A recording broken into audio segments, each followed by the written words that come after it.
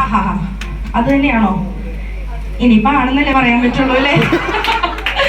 Okay, അടുത്തത് വീട്ടിലെ cleaning ഒക്കെ ആരായിരിക്കും ചെയ്യുക? നിങ്ങൾക്ക് ഓരോ റെസ്പോൺസിബിലിറ്റി ഉണ്ട് അല്ലേ?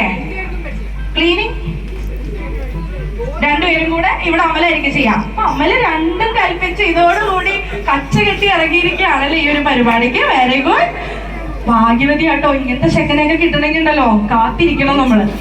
ഓക്കെ, ഇതിനകത്ത് രണ്ടുപേരിലും ഏറ്റവും കൂടുതൽ ഫാഷൻ സെൻസ് ഉള്ള ആളാരാണ്? ജാക്ക്.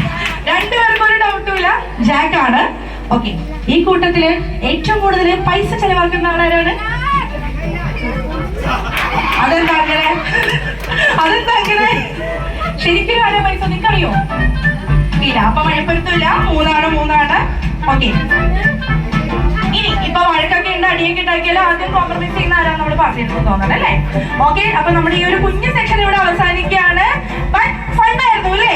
ഇതൊന്നും നോക്കിയിട്ടല്ല മഴപ്പുറത്ത് നോക്കുന്നത്.